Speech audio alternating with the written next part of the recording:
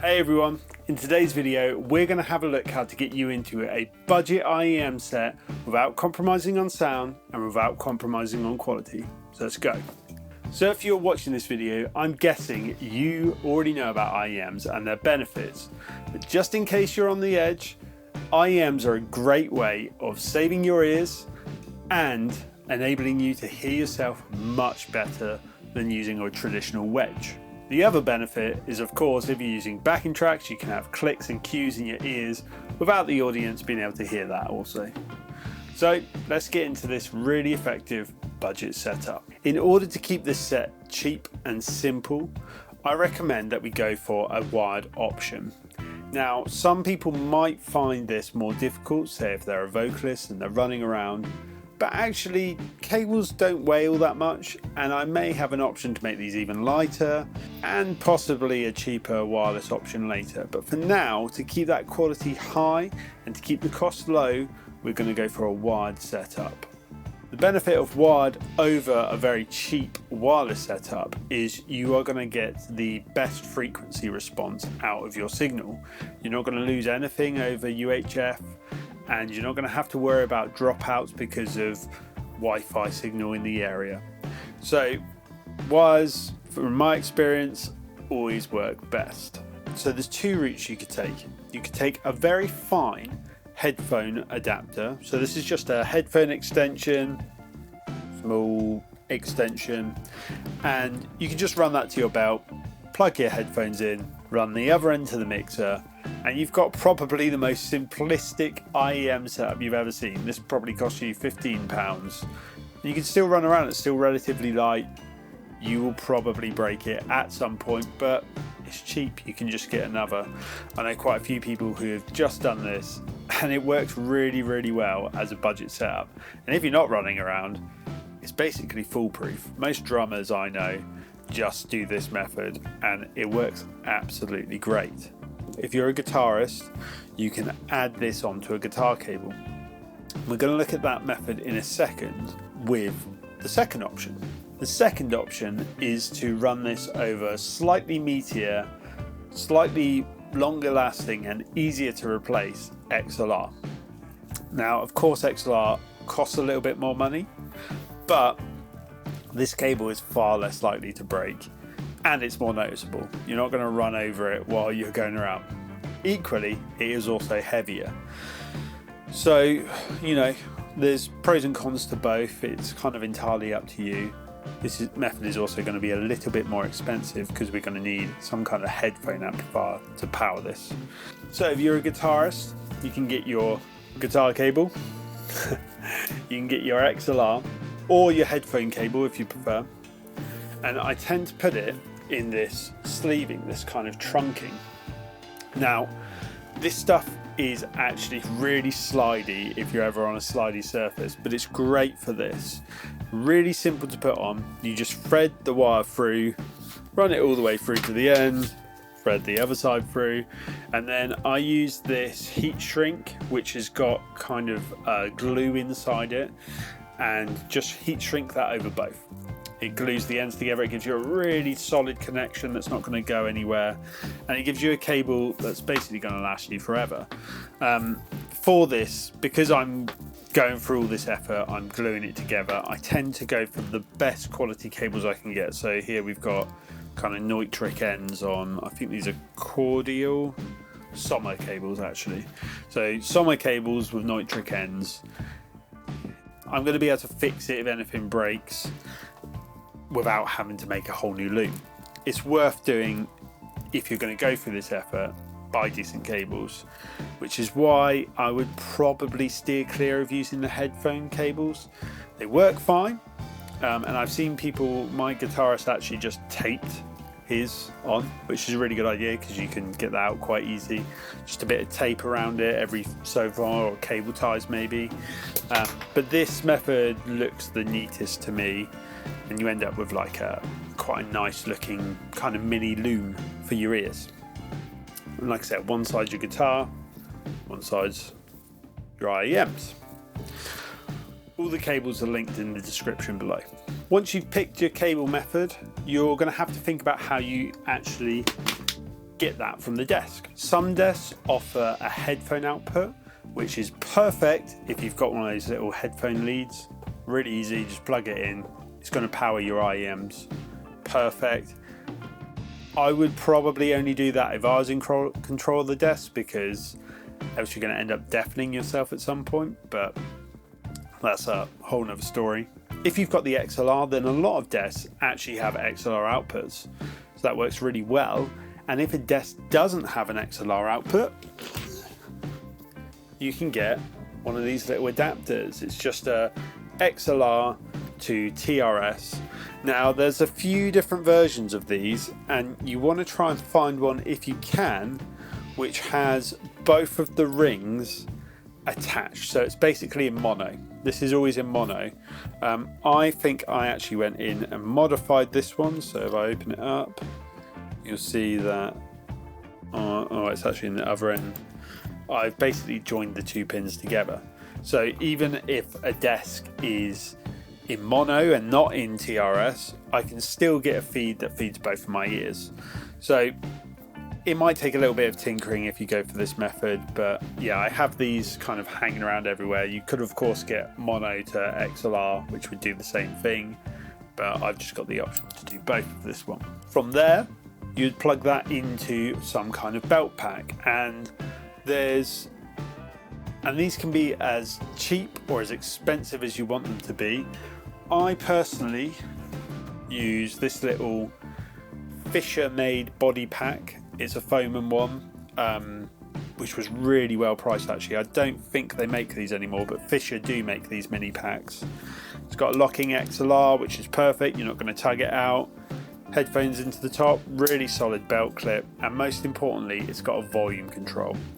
Now, I would always recommend, if you've got a belt pack, have one with a volume control, because you can turn it down when you plug in, and then when you're ready, slowly turn it up to a volume that fits the space. This might change depending on how loud a room you're in, so having that option on your belt is way better than having to ask the sound engineer every time when you want the volume up and down a little bit.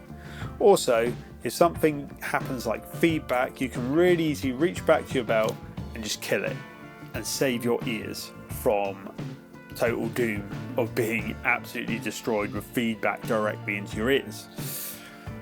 These packs are really great. They do cost a little bit. I think this was about £50, and I think the Fisher one is about £100. This one is passive though. If you need a bit more output because of your IEMs, then you may well want an active box. And the cheapest one of those is this, the good old Behringer P1.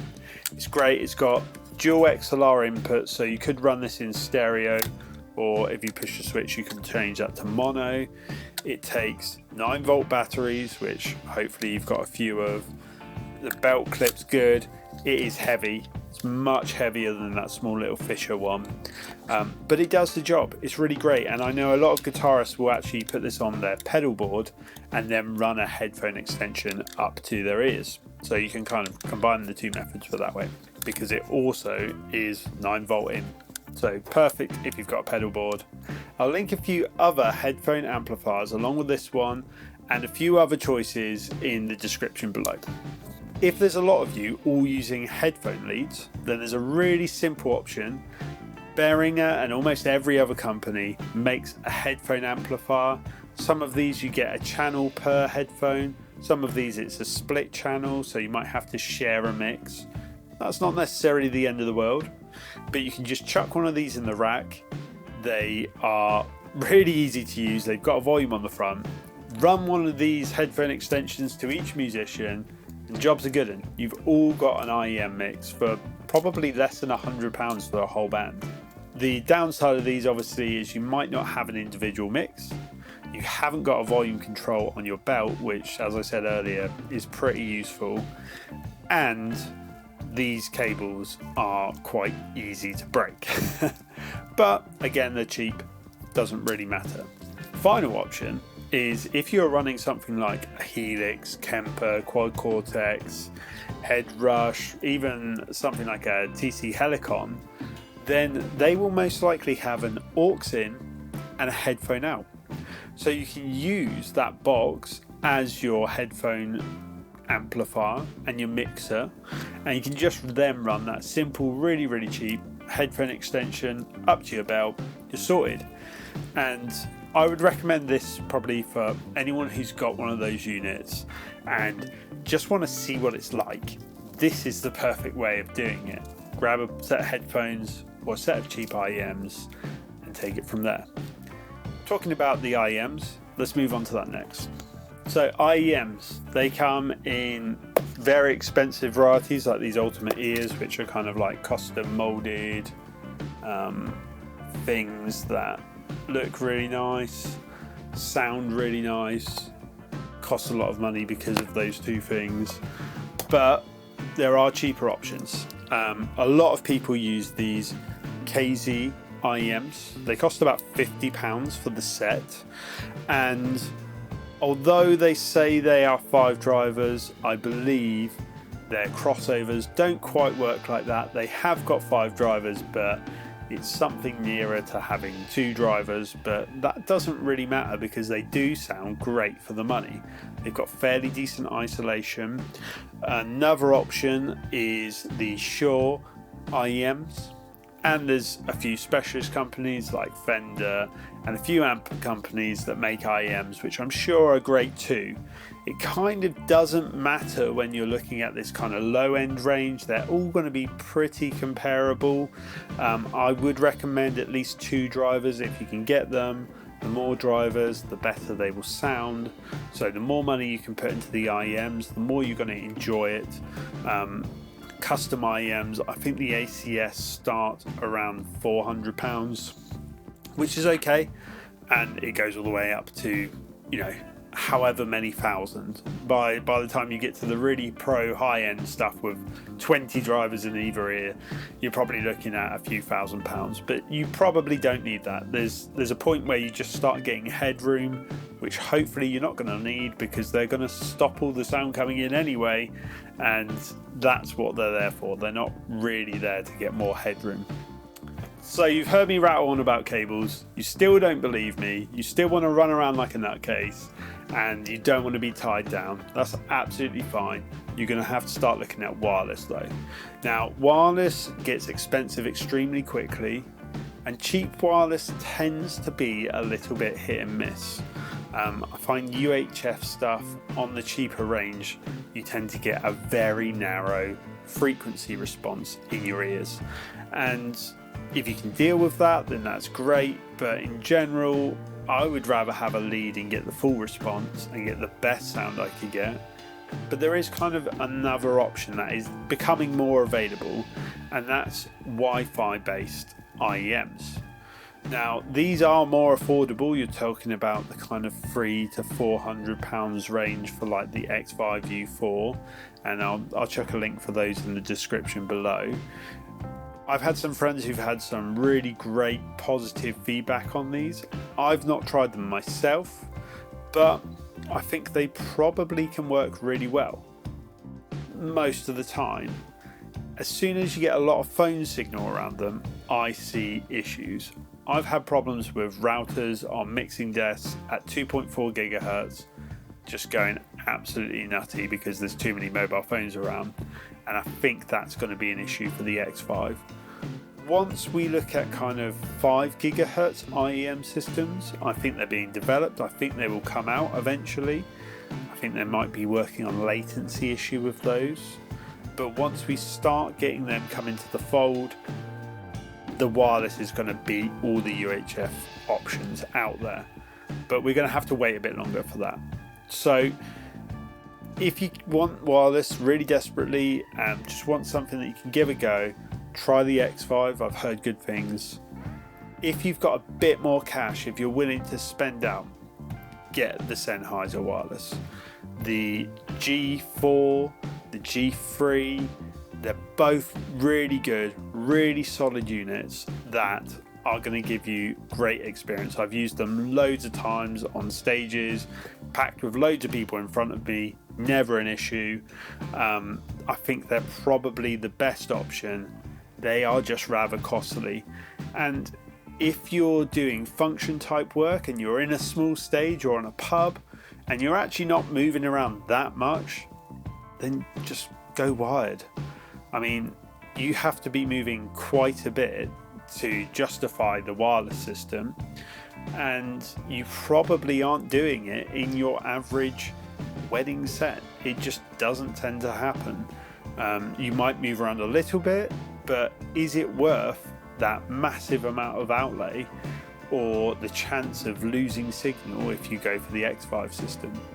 I think probably not, especially if you're a guitarist and you've already got a lead hanging off of you. Just double up your leads and you're sorted. Hopefully that's helped you out. Get your in-ears without breaking the bank and keeping all that quality. I've been running this method for about 10 years and I have nothing to complain about with it. If you've got any questions, drop them in the comment box below. If you like this video, drop me a like or a subscribe, and until next time, see you later.